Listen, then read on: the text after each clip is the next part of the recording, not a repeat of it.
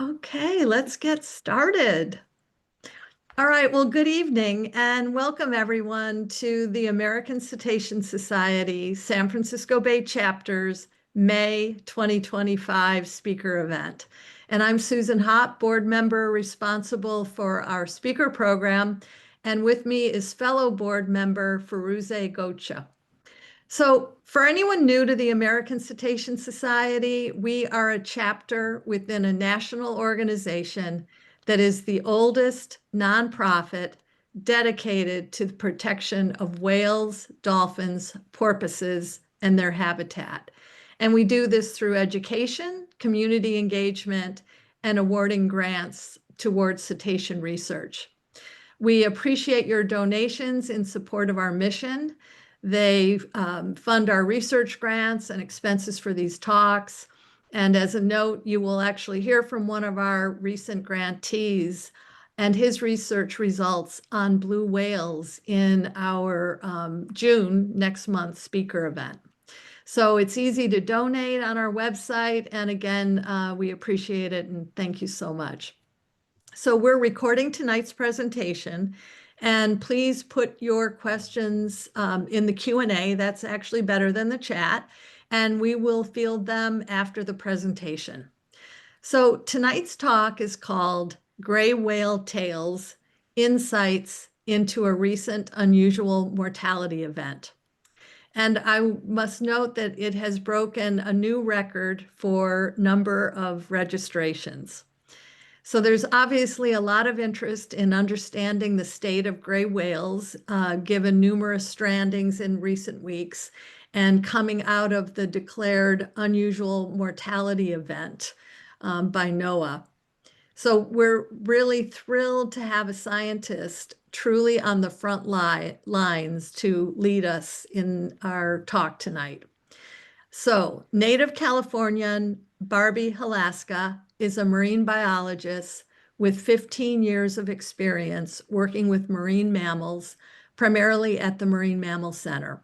She began her work as a stranding coordinator and within a few years assumed the role of necropsy manager. Over the course of her career, Barbie has followed her love for marine animal anatomy and disease through the necropsy of various pinniped species, sea otters, sea turtles, and cetaceans.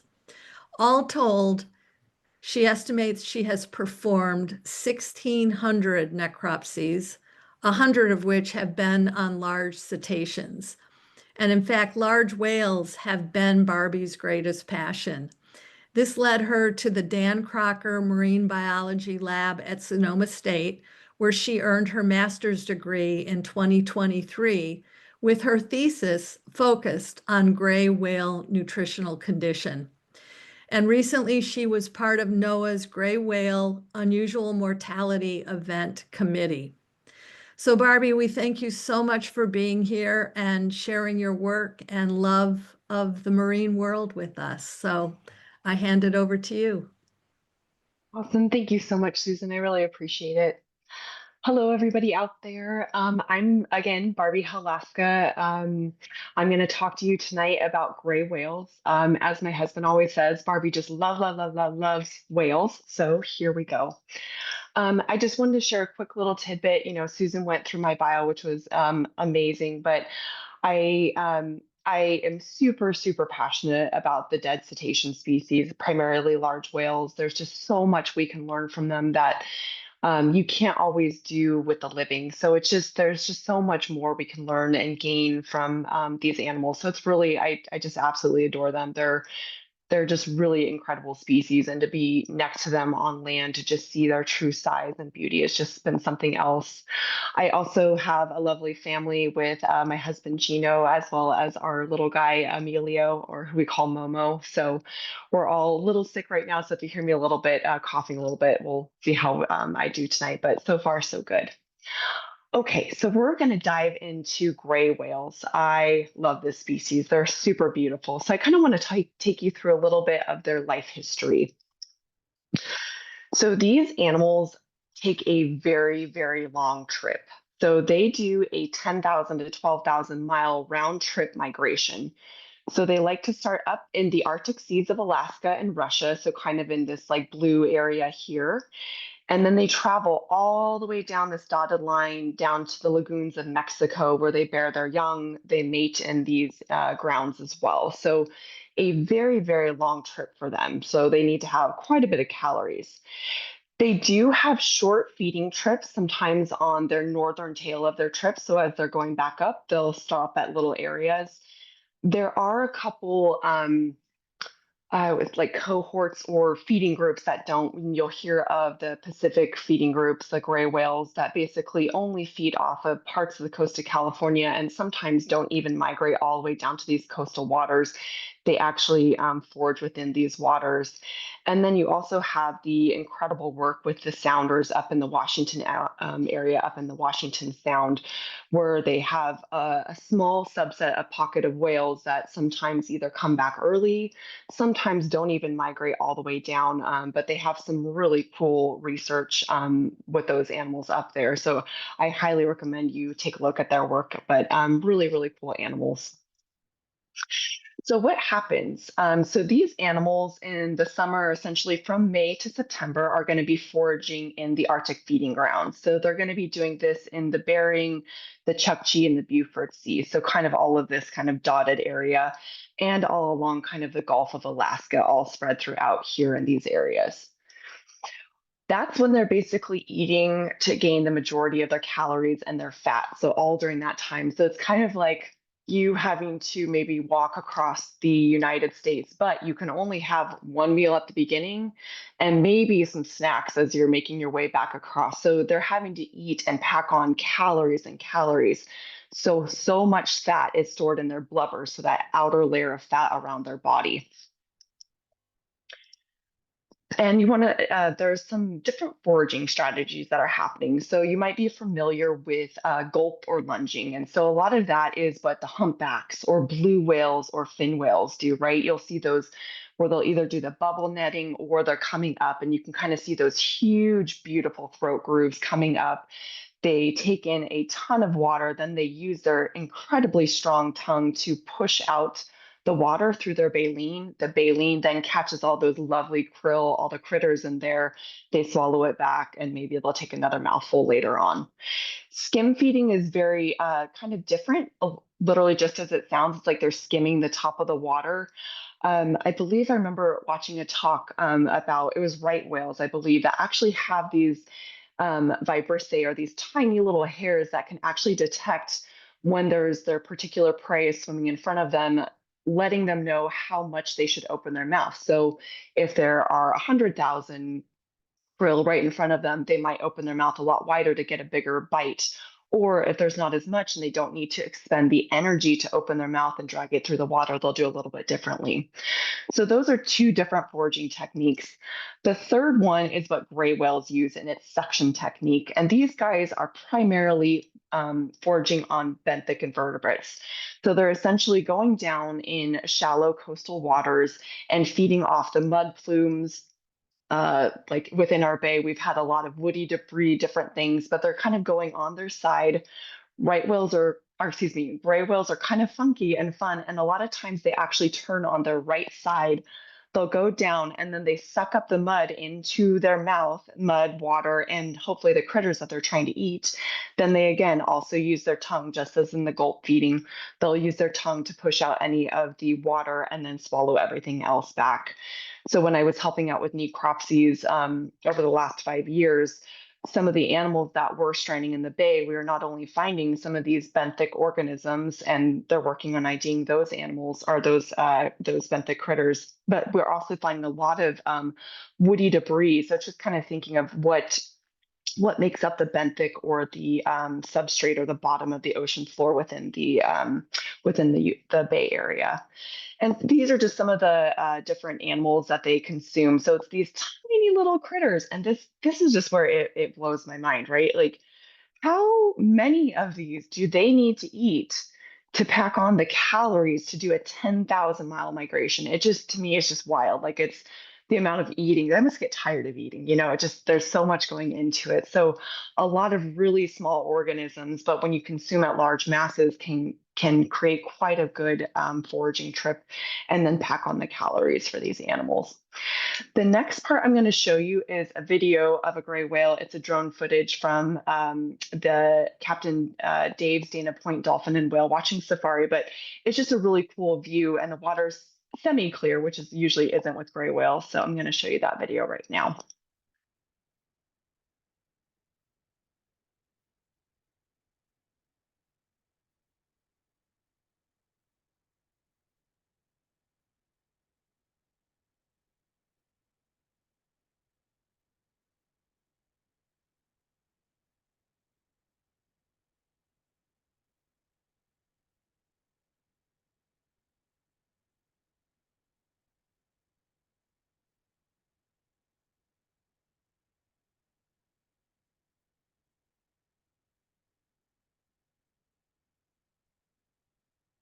So you can start to see some of these animals too, right? This animal, she was moving along the bottom of the ocean floor, then turned sideways, took a bite of sediment, and then put it into its mouth. And then you start to see these mud plumes.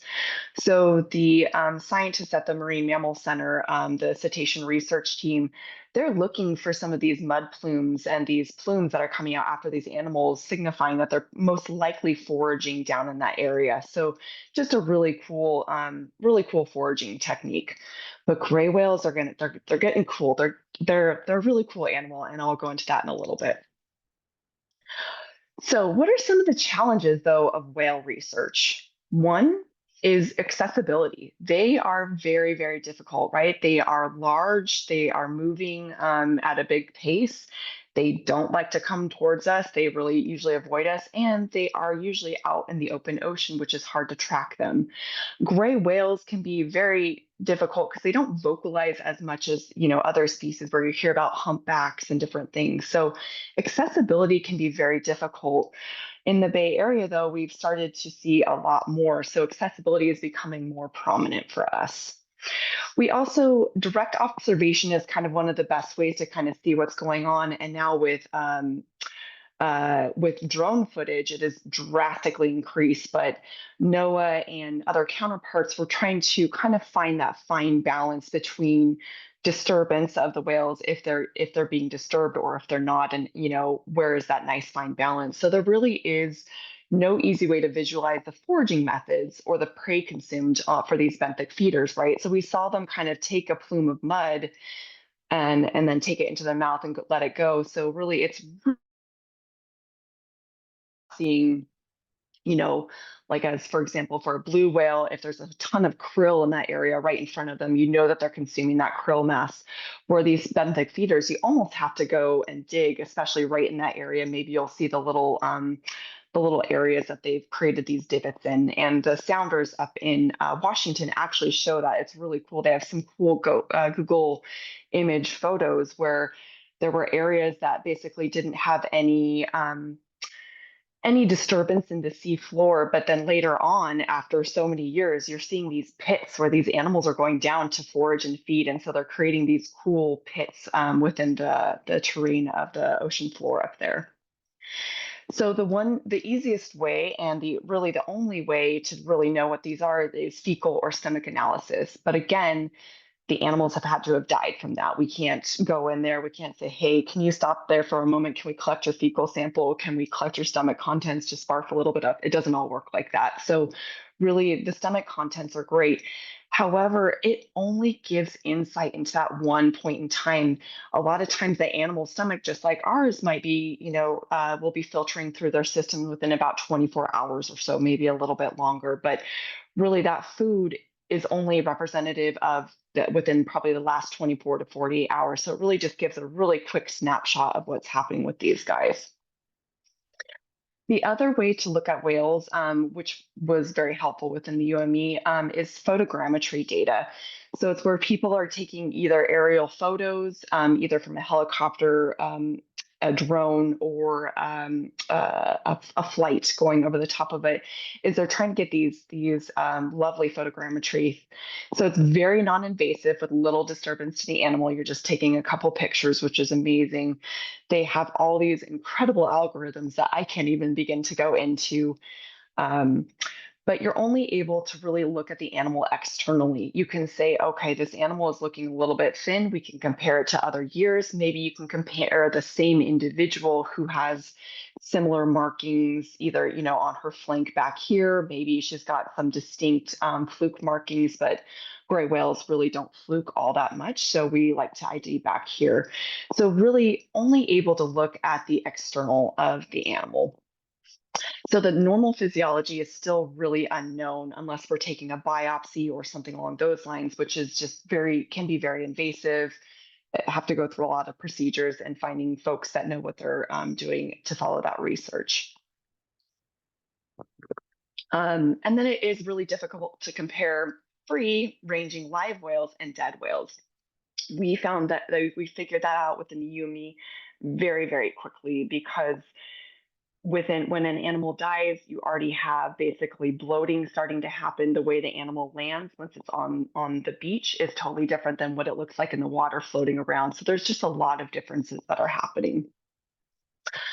So now I'm going to slide a little bit into necropsy. So I really, really try not to make photos super gory or bloody. So there's going to be muscle and tissue and things exposed, but if there's folks out there that know me, this is a toned down version of what sometimes I usually show. So the importance of stranded dead whales, they are incredibly valuable. So one of the things we can do is we can gather morphometrics. So those are measurements. So how long is this individual from maybe the tip of the rostrum or the front of the face all the way down to the fluke? That helps give us insights into age class. It helps give us just varying degrees of things. We can do sometimes the girths. If the animal's really fresh, we can look at their fluke span, different things, kind of doing a comparison across different animals.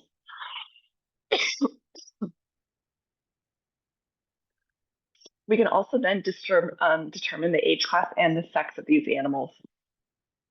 So, excuse me, that is if they're in the right position. But again, I have dug down into the sand to figure out if it's a male or female.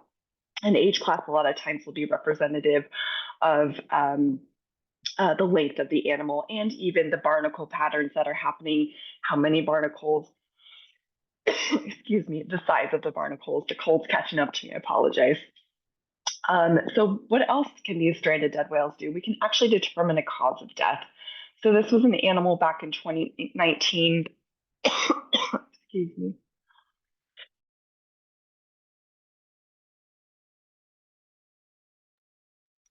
that stranded back in 2019 in the South Bay. It was a younger, immature animal, so not quite a calf, or not a calf, but not a subadult animal, so kind of a juvenile whale. And you can see here, there's this huge area of dark red that you're seeing. And this animal actually died due to vessel collision or a vessel interaction. So you're seeing all this bloody tissue. And if you think about it, if you run into something or somebody hits you on the arm and you get a really big bruise, it's because you're alive, your body tissue reacts, it starts bleeding in that area, it doesn't do well. Same thing is happening with these animals. They're getting hit very hard by a vessel of some sort. And we have a different criteria that we go through with vessel collisions and different things, but they're getting hit very hard and it's causing this bleeding within this area. And a lot of times it leads to their death. And then from there, we also are able to acquire a full thickness blubber sample. And that's kind of what my master's led into is looking at this blubber layer. And this can also help us, determine a little bit of what is the state of nutrition. So what is this nutritional condition? Does it have a blubber depth of 15 to 17 centimeters, which is really, really thick and beautiful for a whale? Or is it down in the 5 to 6 centimeters where it's really thin? The animal is using up all its reserves. A lot of times that blubber no longer even has any fat left in it, very little fat, and it's all just connective tissue to help with the buoyancy, the overall circumference of the whale. So there's a lot of different things that blubber can tell us, and I could get all into that. That was what my master's was on. So the biggest thing that I have found throughout the necropsies is that pictures can make or break you. And pictures is what we need the most of, because it allows us to go back and look at things. It allows us to do so many, um, just look at so many different aspects that maybe when you're on the beach, you're not thinking fully through. So kind of making sure we incorporate everything we need to get and photographing it for later review and examination. So one of the biggest pictures that we normally get, you've probably seen these on the news all over the headlines within the SFA area, is we get these pictures of the entire body length where you're seeing all the way from the nose or the rostrum tip, the front of the face, all the way down to the tail. We really like these pictures because gray whales, when they're identified, they don't fluke. They're not quite like humpbacks where they have those really cool, unique patterns. Sometimes they do, and they're in different folks' catalogs, but not always. But the best way to do it is actually taking a picture back in this area on their kind of mid back where they have like these dorsal ridges down here. That's where they have really unique patterning pattern of gray and white and barnacles missing and different things, so that the folks that are doing these live animal IDs and are starting creating catalogs, they can actually ID whales from there. So this picture is always super important. And then of course a zoomed in one from there. And again, this one's not a gray whale, but a fin whale. But it helps you look at the recumbency, right? So this animal is laying on it's laying down on its chest. This animal is laying on its back, which I always find when they're on their back, they're a lot easier to open up because things just kind of help with gravity and fall apart a little bit easier. And then also we still take pictures of a fluke. This animal was actually a adult female blue whale, and I was able to go out there same day, get a quick picture of this one.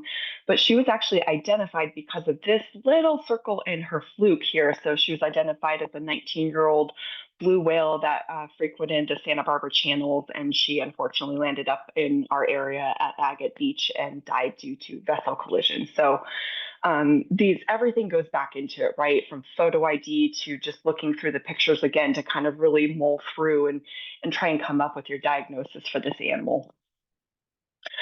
Other things too, right? So this is another animal. She landed on Brooks Island. I think this was a 2019, another one. But what can you tell from this animal? You've got her face here. You've got her pectoral flipper here, so her front flipper. She has no tail. It is completely gone. So her entire back end is completely gone. Now, was that due to it being post-mortem, right? Had she already died? Was she floating around? Did something accidentally hit her, bump into her, and nick it off? And that's where pathology can really come in here, and using the tools that we have and the other expertises that we have and looking at these semi-lunar shapes. Oh, that almost looks kind of like a large propeller wound. And for this girl here, it looked like she actually had a propeller wound that actually struck her, dug into it. It was a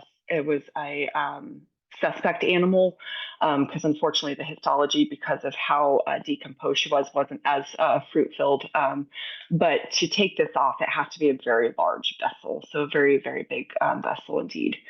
Other things too is it helps us sex the animals. Is it male or female? It just kind of goes back to it. Just because they have mammary slits doesn't always mean they're female. So it's always good to kind of go back in there. And then we can also 100% verify by going into the abdominal cavity and looking for the gonads or the ovaries or testes, that sort of thing.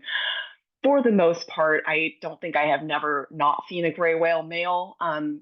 Basically, his penis come back out because of the gases and things that are happening in his body. So usually if you're not seeing a penis extended or out and about, usually it is most likely a female, but not always the case, especially if you have a really fresh animal. But for the most part, even a very fresh dead male always has everything come back out due to the gases and bloat inside his own body. So other things too that you can find when you're doing these pictures is you can find these lovely lice, cyanids, which are super lovely, delightful. They are probably about the size of a quarter, if not a little bit bigger. They grab onto the whales. They don't usually cause a lot of harm, but we seem to see animals that are either sicker or moving slower through the water, something happening with the animal. They will have a higher burden of these. So whether the animal's able to cruise through the water faster and get them off the body, they aren't able to stick as well. Something's happening. So this is kind of just our like, okay, maybe something else is happening with this whale that we should keep an eye on.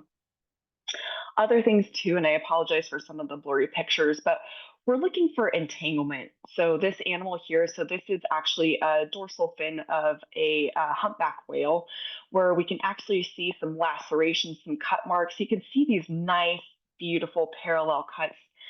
Nature is not um, nature is not very parallel in a lot of its things, especially with rocks and things. You'll see gash marks and different things. But something like this, and this was a live humpback as well. So she had these really nasty lesions here. So we're just keeping an eye. And, when we're looking at a dead whale, what other things were happening before they landed on the beach? Were they able to throw their entanglement gear, or did they have a previous entanglement that we should be wary about? Maybe they were still recovering from that. So same thing is true here, right? This is the bottom of the rear flipper here, and you can see these long linear lines. They're very beautiful, unlike some of these other scratches that are just kind of haphazard, but these long, beautiful parallel slicing lines. She had a ton of different markings from being basically she was hogtied. It was really a tragic case for her. Okay, so here's where we get to peel back the layers a little bit. So what we do here is for whales, we need to peel back the blubber. The blubber is beautiful. Like this whale, oh my gosh, it's gorgeous. She has maybe about 12 centimeters of beautiful blubber. That blubber is heavy. So it's very heavy. We need to peel all of that back. So what Jackie's doing right here in this picture is she is going to be cutting along the midline here. So here's one of the front flippers. I believe the front of the face is over here and then the back of the body's here. She's going to cut these parallel areas and then she's going to cut along the top and allow gravity to help her to peel back these blubbers. So it's going to look something kind of like this. It's where you're just basically peeling off the skin and some of that fat, so then you can expose the muscle underneath. So you can see these long strips that are happening here. We cut along the midline of the animal here and kind of going into it. After that, we really, sorry, before we get into that, we really want to take a look at the muscle, right? So like I said before, when we're looking for human interaction cases or some type of trauma that happened to the animal, we're looking for that bruising.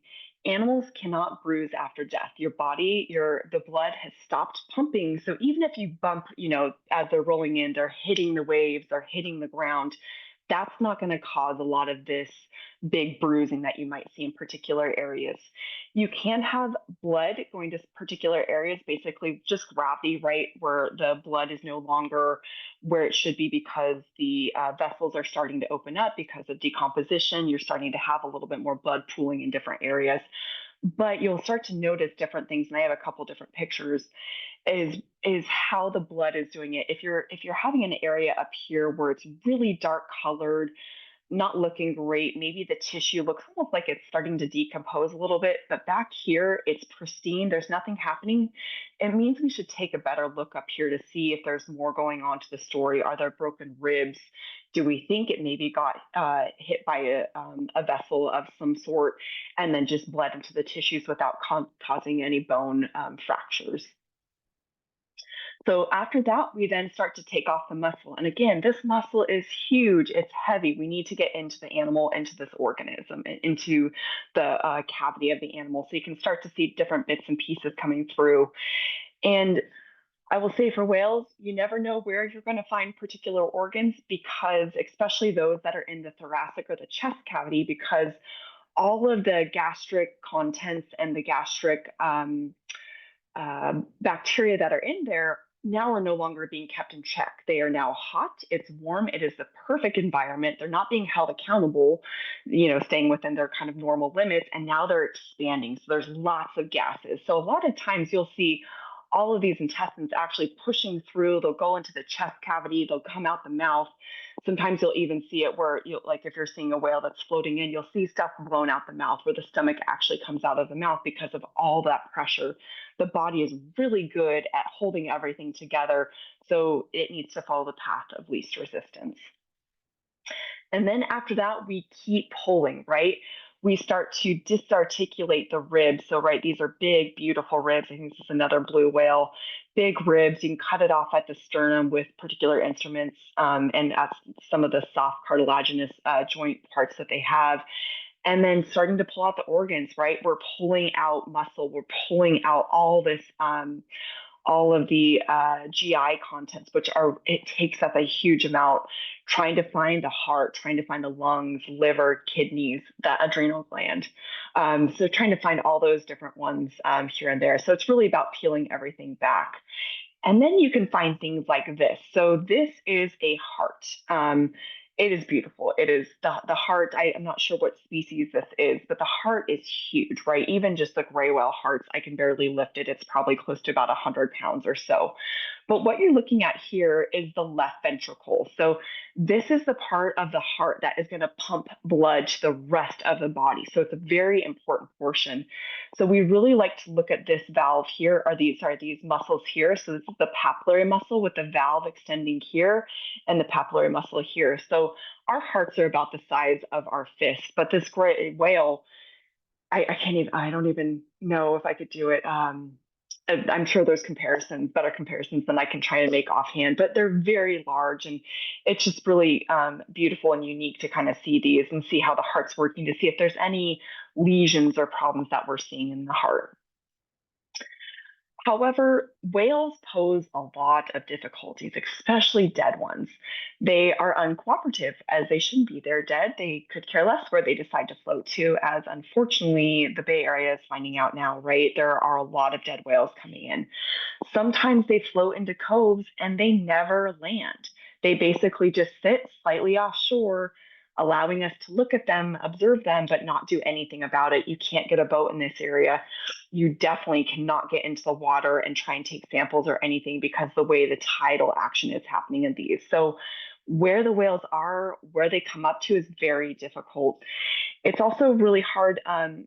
We have worked, the Marine Mammal Center and Cal Academy of Sciences has worked really hard with all the different partnering agencies within the Bay Area to allow us to do the necropsies on these beaches. So basically saying, hey, we would really like to see what is happening with this whale. We want to know if it was a human caused incident, if there was something else behind it.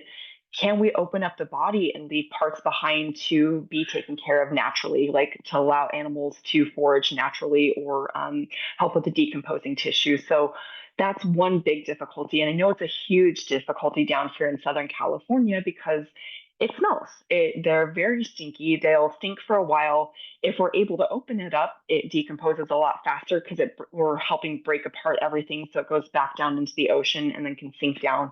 But the ones that stay on the beach for a while that are whole take a long time because that skin and that blubber is doing such a beautiful and amazing job even after death. The other problem we have too is you might get out to a whale and the exterior surface looks beautiful. Maybe it looks like the animal just died a day or two ago, but when you get inside, we call it whale soup, where all of the organs are unidentifiable. It's all of the same color, so we are not going to find out anything in virology for bacteria. You might be able to suspect that maybe there was some type of blunt force trauma or some type of trauma happening in this animal if there are breaks in the ribs or if there's breaks in the bones. But for the most part, it's really, really difficult. And so if you're seeing, when folks come back out, especially in the news, if you're seeing we weren't able to determine how this animal died, it could be due to this, right? Decomposition is our biggest factor, and it is always a ticking time clock. We don't know when they died. We don't know how fat they are. How fat they are really insulates them and then cooks. If it's a nice, beautiful, sunny day and you are wearing a parka, that's black and taking in all the heat, but you're not able to expel any of that heat, it just cooks your internal organs. So that can be a lot of what's happening if you're seeing that we couldn't determine a cause of death. There wasn't anything, happening. Same thing for here, right? This is just a different version, but she was just bloody, just completely bloody on the inside. It was just soup. Again, soup, just different color. The humpback always seems to turn this color. It's like this pink one. This one's a beaked whale where it kind of turned a little bit more reddish in color. And then you have things that are, so you finally found the lungs, which is amazing. Like, yes, okay, we've got the lungs. What do they look like? Oh, they are so severely decomposed. Taking a frozen sample isn't going to help us in any way, shape, or form. Taking it for histology is going to be really tough because you're going to have to read through any autolysis if you can even do that. So it's basically the breaking down of this tissue makes it really, really difficult to have any more insights into these whales. Okay, so now we're going to slide into the unusual mortality event. So this was the event that happened from 2019 to 2023. So you might be saying, well, what is a unusual mortality event? And I'm going to refer to unusual mortality event just to save my voice and you folks, is just the UME. So what is a UME? So it's basically a stranding event that is unexpected or involves a significant die-off of marine mammals and demands immediate response. So something is causing all of these animals to die at a very rapid pace and very unexpectedly. So something's kind of happening there. So the most recent UME, again, as I said, was declared early in 2019, but really started in late 2018 with the way they migrate and very young down in Mexico, but was declared early in 2019 and was finally closed in 2023. There was another UME for gray whales from 1999 to 2000. So lots of gray whales that are hitting it. There's tons of there's a lot of different articles and things you can read about the older one too. The 1999-2000 one. So who are some of the key players within these UME events? So one of them is the Unusual Mortality Event Working Group. So this is the higher level. So this is, I kind of think of NOAA, other individuals, but it's kind of the higher overseeing group that kind of is able to make decisions. They are a wide range of professionals. So they have experience in marine mammals, marine mammal science, ecology. They could be veterinarians, biologists. They could be pathologists. So there's a very wide range of professionals, and there's 12 of them that are in this working group. They are able to vote on it. They get to look through all the different materials that a couple of these other groups that I'll go over in a minute go through, and they help to vote on things. They help to kind of look through it with all the different lenses or all the different hats that they wear in their head at a somebody is has an expertise in ecology, or somebody has an expertise within disease. There's a lot of these different areas. So they serve a 3-year term on this, kind of working through these unusual mortality events. And I believe, if I remember right from the NOAA website, I think there's been over 72 declared since I think UMEs, since they started creating this unusual mortality event in the early 90s. So that's a lot. That's a lot of UMEs for a potentially a 40 or 30-year lifespan. So it's very, very small. Next is the investigative team. So these are the professionals with experience in marine mammals and are kind of a part of the boots on the ground. So I was a part of the investigative team along with Mo Flannery at California Academy of Sciences, as well as others. So there's folks that are biologists that are on this investigative team. There are pathologists, veterinarians that are kind of coming together to bring in their expertise, helping other network participants, either getting supplies, getting eyes on the animal, kind of helping in any way we can. So they're professionals that sometimes actually go into the field. So Mo and I would go into the field. We would open up the bodies with our pathologists and kind of, work through things there. But we also helped out on the teams with leading with different working groups, looking into different things there. And then after that is the stranding network participants. So these are folks like the Marine Mammal Center, California Academy of Sciences, the Marine Mammal Care Center down in LA, or the Pacific Marine Mammal Center. So there's lots of different places just within California alone, but there are places within California, Oregon, and Washington and Alaska that are all a part of these.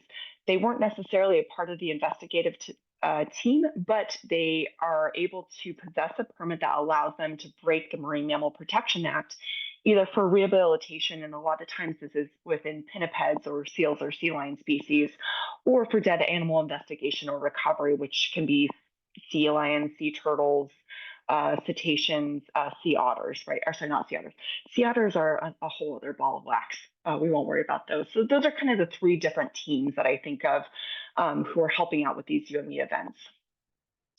So what were we seeing back then? And this, we were seeing a lot of dead whales, not just within the Bay Area, but we were seeing a lot of dead whales in Mexico. We were seeing them in Southern California, Oregon, Washington, Canada, all over. So, and what we were seeing is skinny whales. We were seeing some of these animals here. So this one was one that stranded back in 2021, I believe, who is, it looks like a bag of bones, right? Like to me, you should not be able to see whale bones. It's just, it's tragic. It is so sad. This animal is basically, you can see his almost entire skull outline. You can see his entire scapula, right? So that bone on the back of your, like your shoulder blade. You can see the depression here, which should have fat and muscle, and you can actually see the outlines of his rib cage coming in here. So very, very skinny animals. And what does this look like in numbers? So, keeping in mind the gray is going to be the average 18-year summary. So 2001, 2018, this is not including the previous UME years. So this is just kind of what is the status quo that we're seeing year after year. So, I really wanted to zone in on March. March is when in the Bay Area is when we see our whale season begin. Maybe you'll see one animal, maybe two, April, maybe up to four, and then maybe 5 or 6 in May. But here's what we were seeing in 2019. We saw 11 in March alone, not just the Bay Area, but all of California. We were seeing 11 or 12 individuals, and then boom, April hits. We're having over 20 animals. May then comes with even more repercussions with over 25 individuals.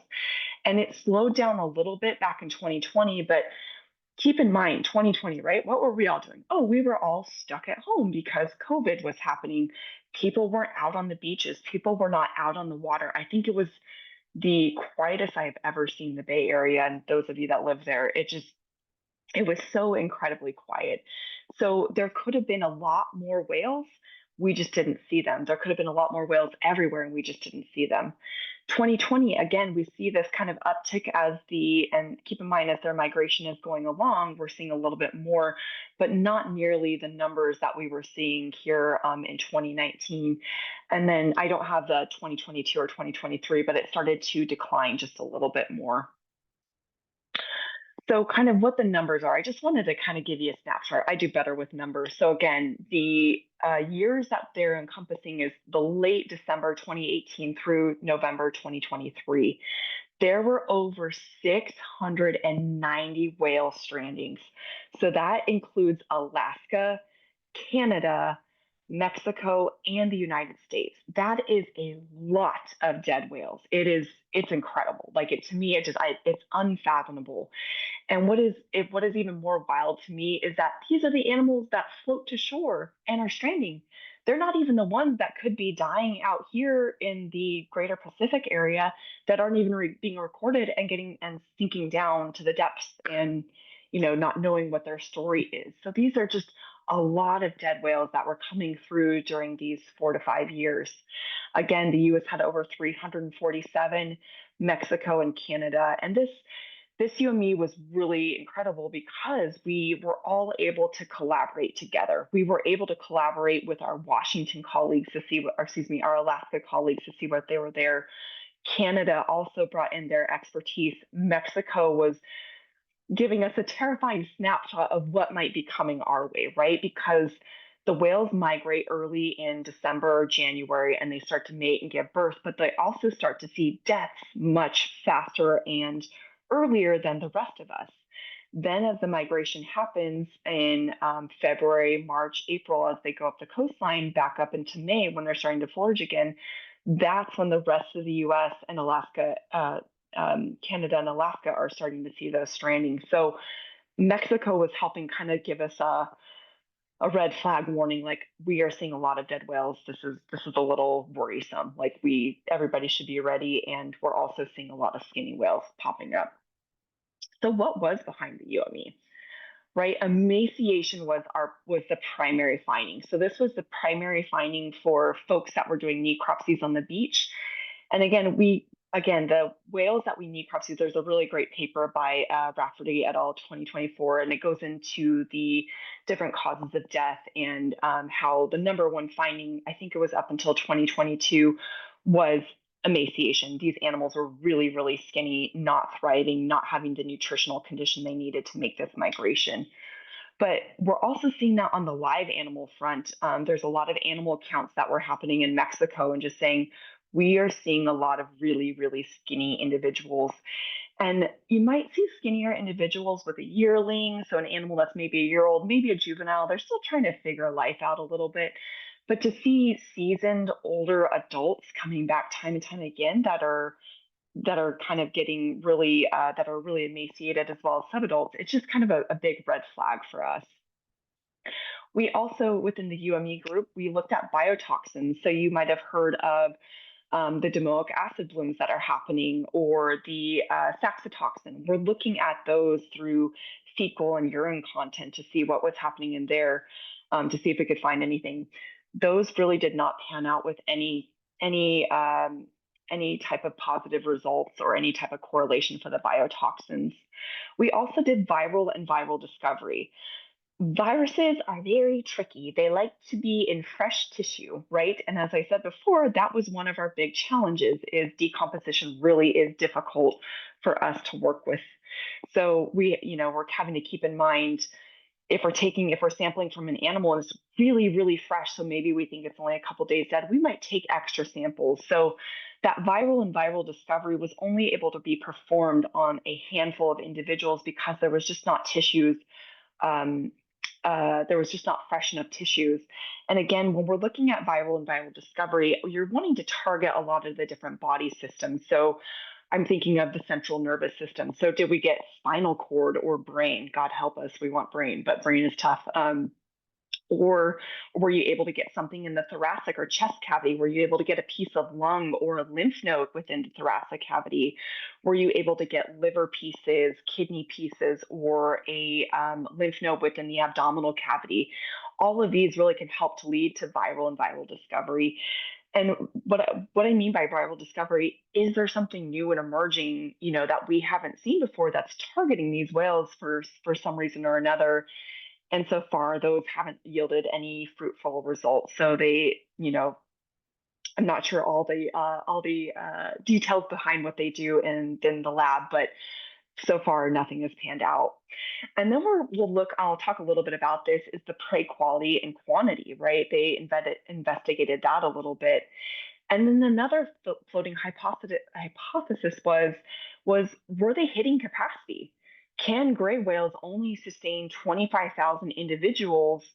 Is that kind of it? Have they hit their max? If humans were able to, in California, we can only have a population of 20,000 because that's all the food that we can grow and eat and go by.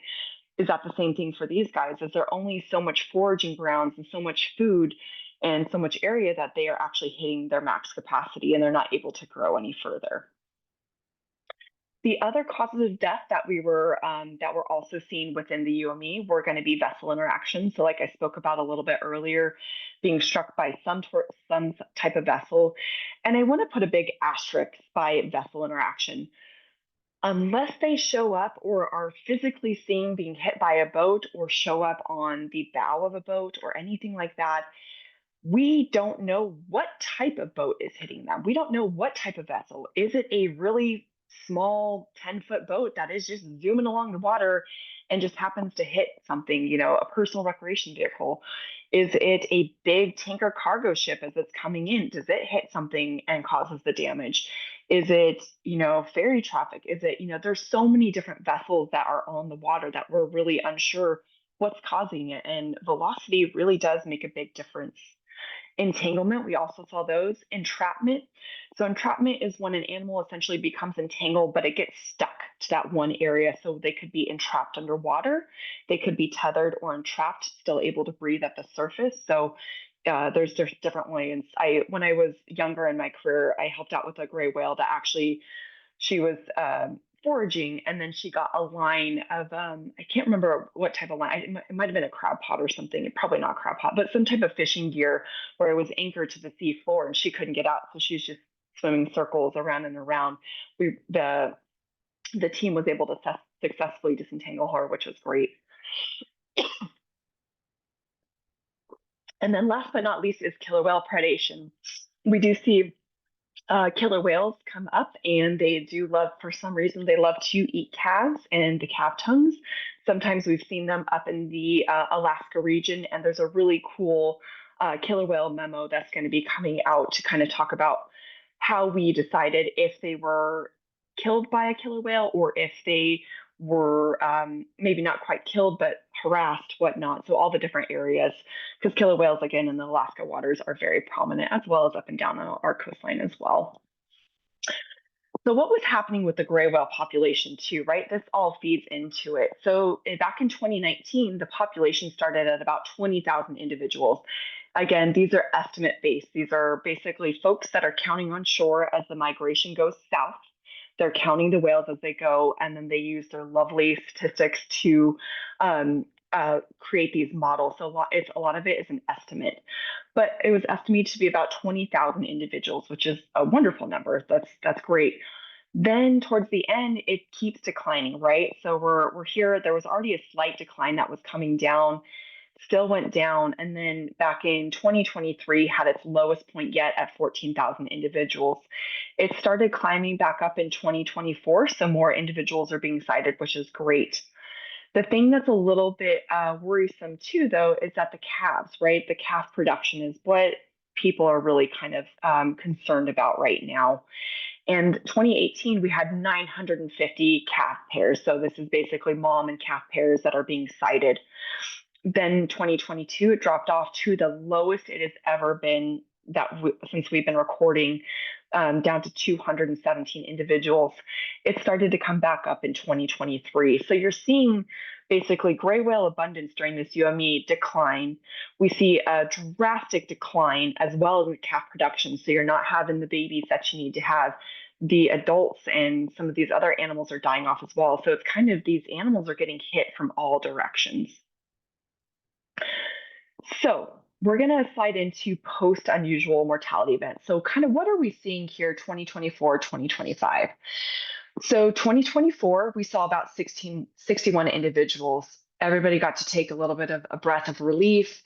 This is kind of our normal-est numbers, the 61, still probably a little high, but not, we can breathe a sigh of relief.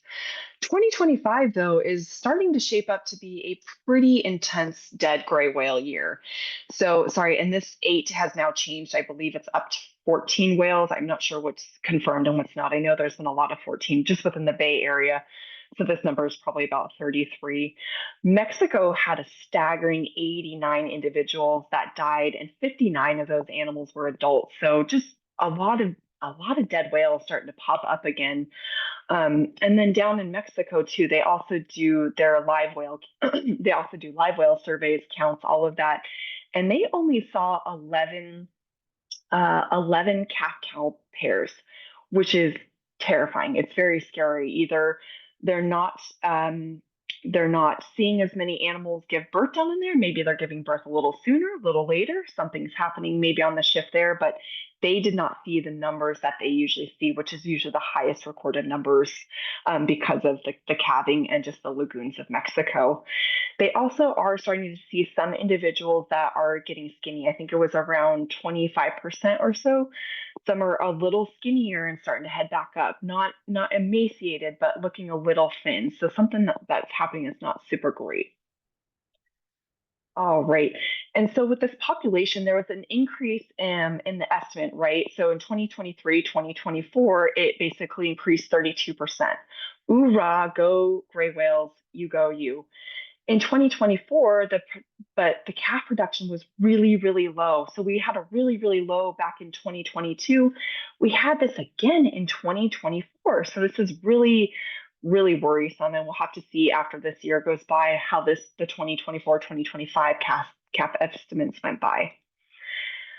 So, what are some of these implications, right? So, what's happening up in the Arctic? I think we are believing this to be true. Is the sea ice change affecting primary prey species? We believe it is, but we're not quite sure how it is. We know that the sea ice in 2017, 2019 basically did not come back the way it should have.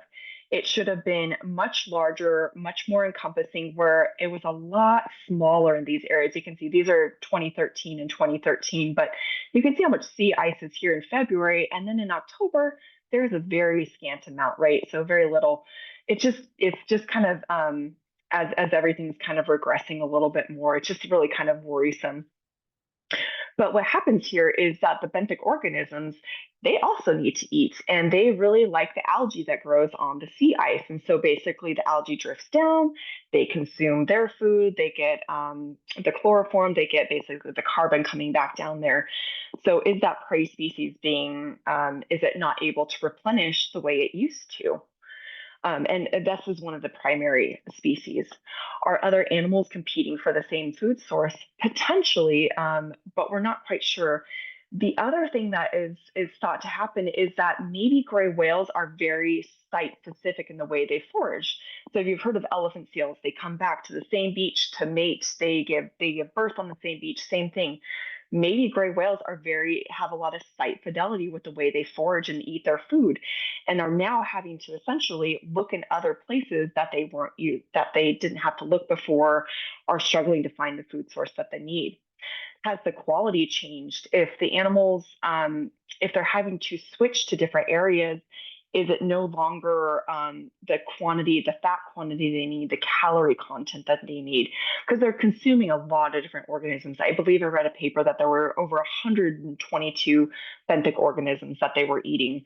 So there's a lot of different ones, but has that quality changed? And there's some ideas that they think it has. And then are they able to change their foraging strategies? There are now reports, which is so cool, love gray whales. They're not only just doing this benthic feeding, but they're starting to skim feed a little bit as well to change their food sources.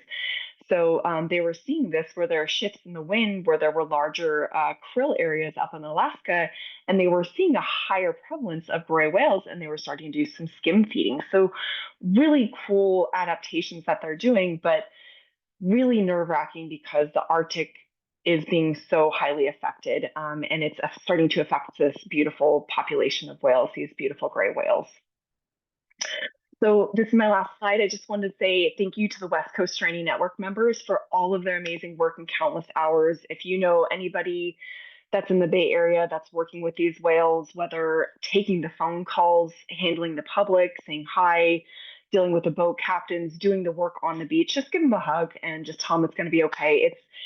It's a lot of work. It's heartbreaking, and it's hard. It's tough. It sucks to see these animals and this many gray whales right now. So this gray whale, the working team was amazing, and then as well as the California Academy of Sciences and the Marine Mammal Center for their partnership and amazing work on these animals. All right, I think that's all I have for you folks. Well, there are a lot of hearts and clapping hands, Barbie. You've given us so much information and to ponder as well. Yeah, so I think we have a lot of questions, right, Fruze? Yeah, absolutely. So I try my best because I start with the Q&A part of the questions, but many of our audience sent their questions through webinar chat. So I try to do my best by switching in between questions. So one of our audience just asked about any idea why they are feeding from the right side. That I don't know. I'm not sure if people are looking into it. Sometimes we'll see a little bit of worn down baleen on that side, but not always. I can't remember. There was a paper that talked a little bit more about it, but I can't remember who the author was. Not sure. I don't know if it's also like us, right? Are we right-handed? Are we left-handed? Maybe that's something to do with it on a fun, weird evolutionary scale. Yeah, no, I can get that. So is your master's degree published or can be publicly shared to access typical and depleted blubber thickness? Yeah, so I believe it's in the Sonoma Library, and I believe it's public access. I'm hoping to get a paper published on it. My master's was big, so I would really there's so much I could talk to about it, but I looked at the cells, the adipocytes, the fat cells within that area, amongst all of the UME animals, and then also compared it to animals that were not within the UME. So kind of looking through those. So, and then I also did a secondary component wanting to look at the fatty acids. And so that part also I need to look into because I really wanted to see what they were consuming and if it might, if there, we might start seeing that shift, right? So there's so much. I see. So when there's, the publication happens, if you can let us know, I would Yeah. love to share it on social media, and we can also send via our newsletter so that everybody get to know about what's really happening. Right. Another question is about microplastics. Mhm. Did you see any traces of microplastics during the necropsies? So beautiful question. We get that a lot, right? Are we seeing a lot of trash in the stomachs? What about microplastics, that sort of thing? So amazingly, we don't see a ton of trash in gray whale stomachs. We see a lot of other, like, over the years, we've seen a lot of woody debris. I think we found band-aids, little things here and there, nothing huge, nothing crazy. There was another study where they were finding some microplastics, but within the blubber layer. That's not something we can actually look at necropsy. It needs to have a further analysis with microplastics too. You have to be very concerned about how you collect it, right? How are you collecting it? How are you storing it? So I believe when we did that study, we actually put them in those lovely mason jars. You'll never look at mason jars the same again, but we would put samples into the mason jars because it doesn't have any plastics associated with it. Glass, again, is key. Metal is great too. So you're not having all those introduced things. I know that there's some folks that are, I believe at Stanford Lab, that are looking into microplastics within the stomach. TMMC is grabbing the liver samples, and then we're also doing blubber and baleen so they can kind of compare. So there's a lot of other folks that are doing that work, but the Marine Mammal Center and Cal Academy is just supporting those researchers. Yeah, wonderful to hear that.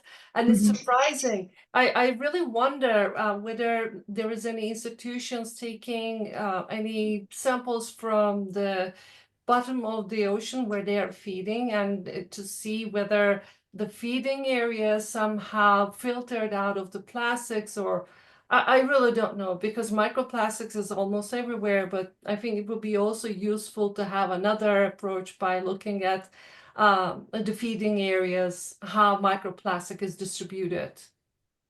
Yeah, I know. So the paper that I was referring to with the implications, so that's Susan Moore's paper. I think it's 2022, and I know that some of her colleagues, they have been actually trying to grab benthic organisms after seeing gray whales forage in different areas in Alaska. So I don't think they're necessarily looking at microplastics, but sometimes it's kind of like just collect everything and then we'll decide what we're Yeah. going to do from there. We want to analyze, we want to see what critters they're eating. What else can we get from this data? What is the quantity, that sort of thing. So it could be a next proposed hypothesis. And there could be somebody else working on it. There's so many amazing researchers out there that are just thinking outside the box and are able to look into some of these more interesting avenues too. Yeah, well, wonderful. Are there any measurements of normal blubber thickness, that, and also that you can compare it with the really malnutritioned whales, how it's comparing to their blubber and to a healthy blubber? Yeah, that's excellent question. So for us, we always see dead whales, right? So we already have a bias. Our animals have died. So something's Yeah. going on with them. They might be nutritionally fit and doing really well, but they also might be somewhat malnourished. So we're not seeing the full picture. They do blubber biopsies for whales. However, gray whales are amazing, but gray whales are amazing, but their blubber can be 15 centimeters thick, 17 centimeters thick. And that biopsy dart might only go in maybe 3 centimeters. So you're only getting a tiny snapshot of what's happening. So that I did compare that in my master's and look through it because when we're opening up the whales, you kind of know. You're kind of like looking through it. Okay, for me, a skinny gray whale is probably about 5 to 7 centimeters of blubber, so not very thick. It seems a lot to us because that much blubber on us, we're like, we don't need that much weight. But I got to open up a female. I just remember cutting into her, and we had a 14-inch machete, and I could barely get through all of her blubber because that's how thick it was. She was incredible, super fat. And the other thing that we're looking at too is that what's in the layers. So the blubber, is it seeping a lot of oil? Is there a lot of extra nutrition that's in there? Or is it really fibrous? Is it basically just collagen that's left over and there's not as much fat in that area? Has the color changed because it's being used up? So there's a lot going into it. I'm also looking into it for blues and humpbacks and fin whales to kind of look at their blubber layer to help out some researchers who are going to be darting to help out entangled whales. So a lot of different whale species have different ones too. There's been a lot of work with fin whales and how the blubber is different, and where you look at the body, it's very different. Harbor porpoises are really cool. They don't keep a lot of blubber here, but they'll actually keep more on their tail stalk area. So each location kind of has a little bit different. How it's amazing to hear that the blubber can be a really rich source of information and provides different aspects of not only their diet but also their health level. So also our the owner of the question is asking whether you can suggest any sort of studies, any publications that he can check it out. Yeah, definitely. I mean, I have a whole chapter. I believe I'm trying to remember the author from that. I would have to look at it in a minute. I can pull up my Mendeley, but um, if you look up fin whale blubber, that's a lot of where things are going from. I like to use some of the older samples, and I mean, these are older papers in the 70s, some of them in the 50s, because they were actually looking at and very interested in these whales. A lot of them are mainly fin whale based, some are humpbacks, some are blues, but they were really interested in them because they were hunted for whaling. So they were whaling whales. So they were killed presumably healthy individuals, and so these folks were going through Ackerman. I think Ackerman is a good source to go through. um, Gray whale stuff hasn't been as well published with the blubber depths because again, it matters where you take it. If you do that cut here, kind of on the midline, and think about the axilla, so I feel like the armpit of the whale, you might have a nice girth there, but you also have a max girth, so kind of right around the mid chest cavity, you should have really nice blubber depth. And are you taking it on your midline? Are you taking it down your lateral side? Are you taking it on the back? All the different areas on the body actually really attribute to where that fat is being stored. So it depends on the organization and what they've been collecting throughout their years. Yeah, that's mind-blowing, knowing all the intricacies. Um, so given the fact that it's UMEs, do you think that is there any impact of domoic acid, after the lay fires? What's your take on that?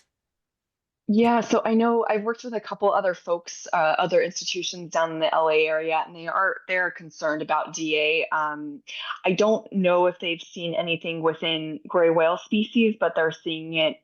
They're seeing higher quantities in humpback whales.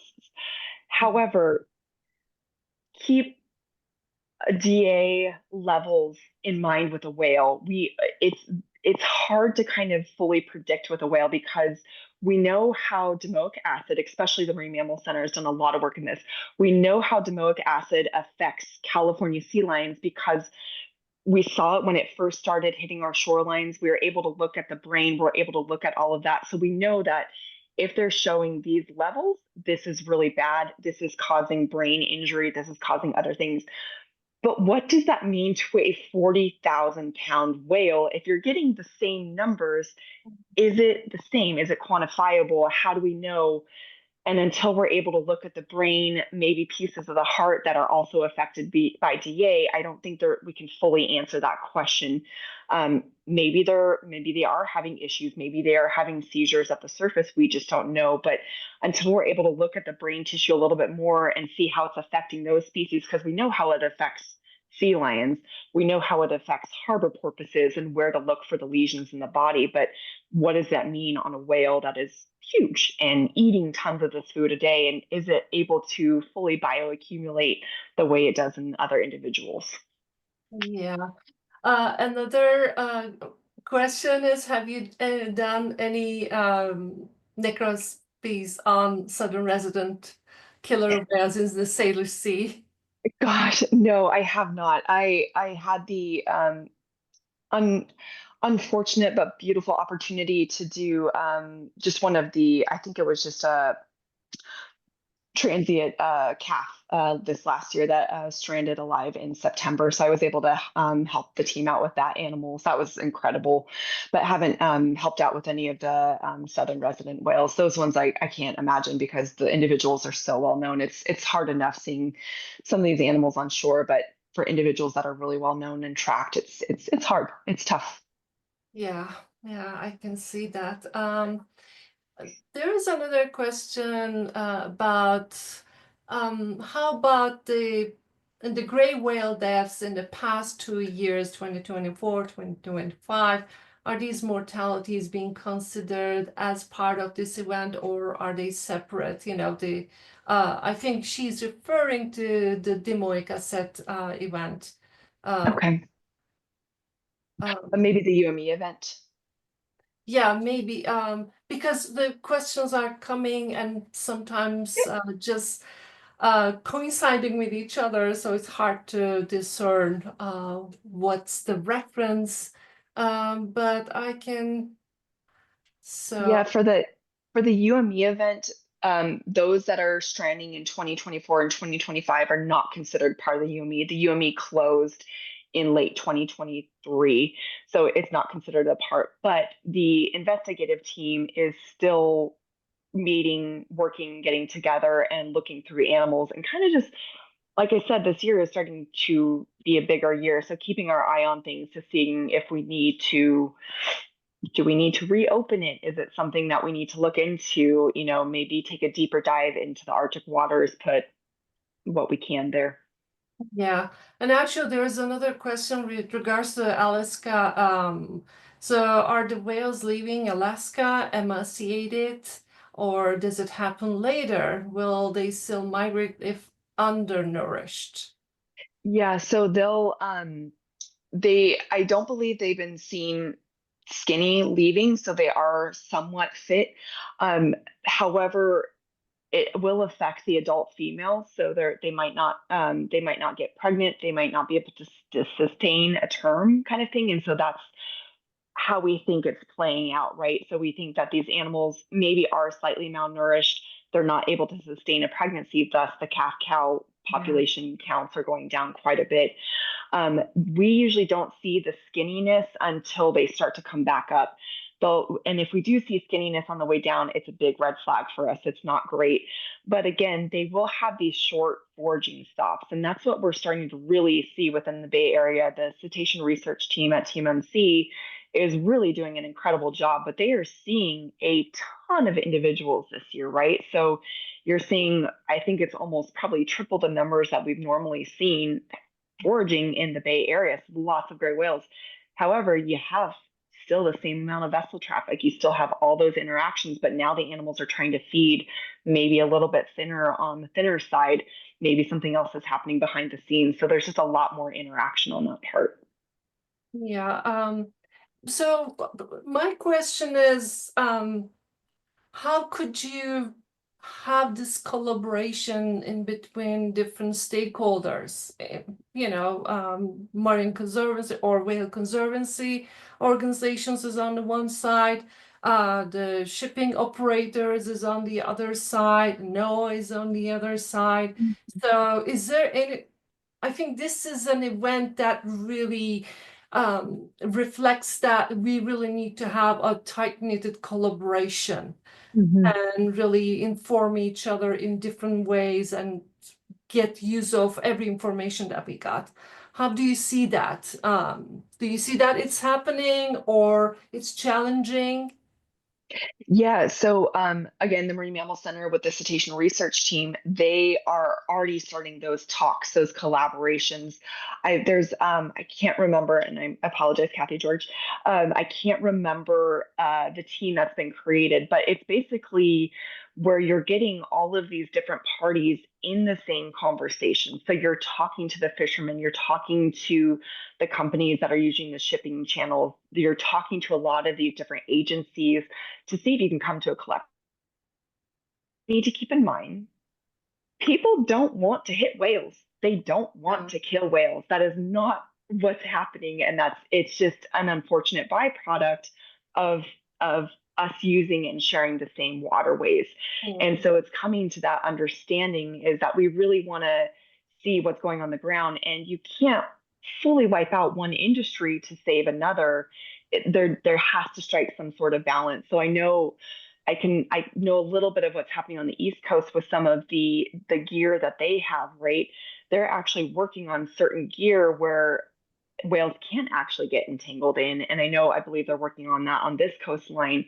But again, a lot of the fisheries, some of them aren't marked. They don't have marked gear, and the only ones that are usually get all the blame. So it's really just kind of coming to this table, laying a little bit of your cards out, taking the ego off the table and saying, how can we help fix this problem? And they're trying to do that. They're really trying to do that within the Bay Area.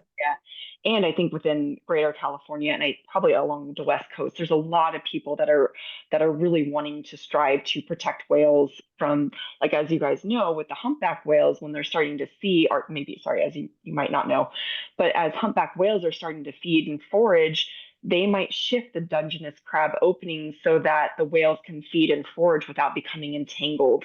And if one does become entangled, they need to shut the fisheries down for a little bit and then kind of go back and forth. So there's this ebb and this flow, and it's still kind of a bit rocky, I believe. But and then the other thing too, and forgive me, I can't remember the name, but I know there are sound buoys.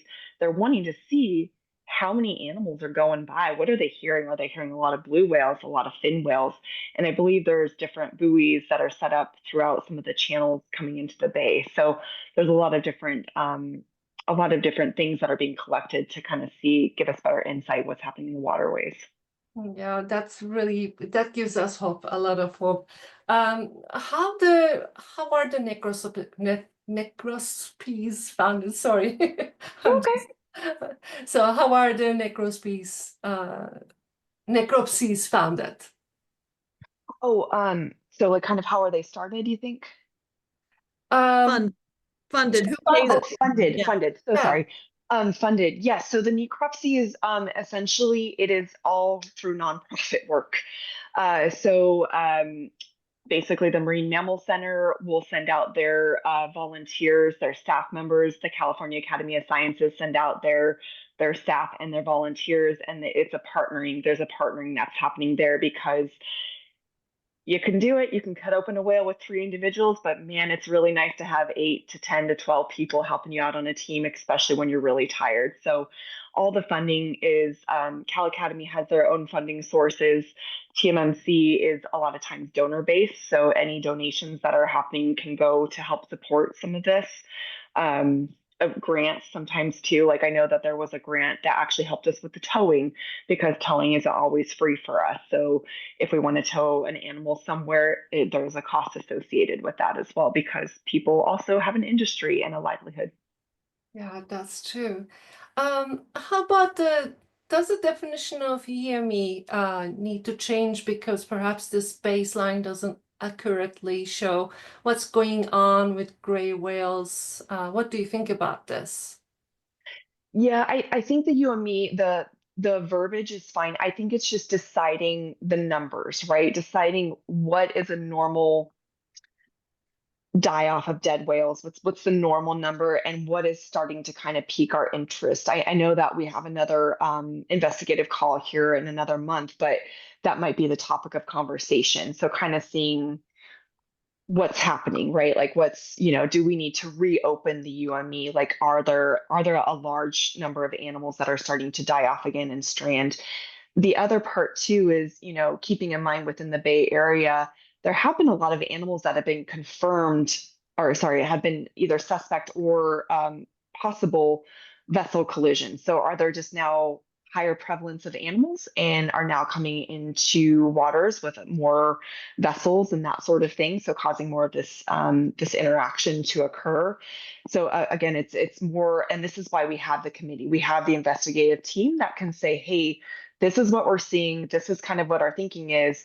And then sending that information up to the experts who have a vast knowledge from the different areas, from the ecology. They know what's happening in the Arctic, or they've got a lowdown and kind of learning and understanding from different areas. So I think it's a really nice check and balance. So we'll have to see within another month to see what's happening and if the UME is going to be declared open again. Yeah. So another question is about the food supply question. So we are seeing patterns like this at the same time. Are we seeing the same type of things with the other animals? Uh, with the less food sources, probably because of the climate change. Either they need to migrate or they need to be creative and find other sources, or if there's no source, then the animals really impacted by that. Yeah, so it really depends on the species, right? The species, gray whales are very interesting because they really are, they get the bulk of their calories going up into the Arctic area or up in the Arctic seas. But we're now starting to see a lot more foraging trips. So again, the cetacean research team is seeing a lot more gray whales coming into the bay and foraging. And maybe they did this a long time ago. Maybe they did this before there were a lot of other humans. So kind of seeing those. I can't speak to the bird species. I know that there was a bird species die off that was happening up in the Arctic, but it was when there was a lot of sea ice regression where there wasn't that sea ice coming back. So everything bioaccumulates. If you're not getting the lovely algae that's growing to feed the lower, smaller organisms, fish are eating it from there. It then goes up to the larger prey or the larger carnivore species like birds, that sort of thing. So it really is an effect. I don't know if they're seeing that right now. And things change here on our coastline as well, right? Like we had the unusual mortality event with California sea lions, where fish were a lot further in different areas because of warm water events, and it caused a really large mass strandings of small California sea lion pups. So it really just depends on the species, where you're located, what's happening in the area, what maybe was happening 6 months prior that could lead to that, or what we might be going into that, which could cause another ripple down effect. Yeah. It's so intricate. So I NOAA is so needed. There's so many.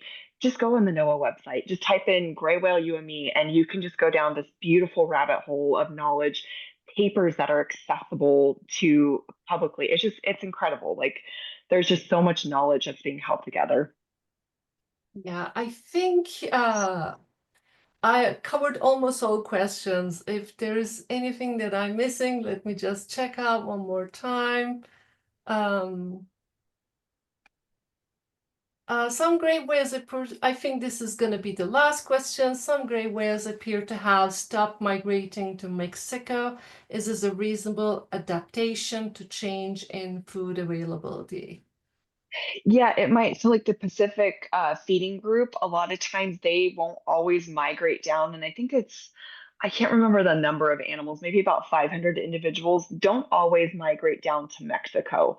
But I apologies for lack of knowledge of the Pacific group, but I don't know what that means for pregnant moms. Like when they're having their calves, they need those warmer waters for the calves to get acclimated. It's true in a lot of these whale species. They need them to get acclimated before they start on the intense migration north. So, will that change? Will things start to change a little bit? Maybe, but I don't know, if there's other suitable grounds that they might be trying to take over. I don't think we're seeing anything like that yet.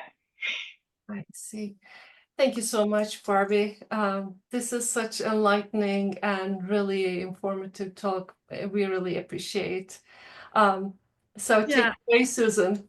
I just want to say, Barbie, we'd love to have you back, really to delve into your thesis. I think it would be just a really good follow-on to this. And obviously, there's just a lot of interest in gray whales. And I also just want to acknowledge from all of the great photos you shared, the emotional experience of doing these necropsies. And indeed, we have a lot to thank these yourself and these teams that are willing to engage in this.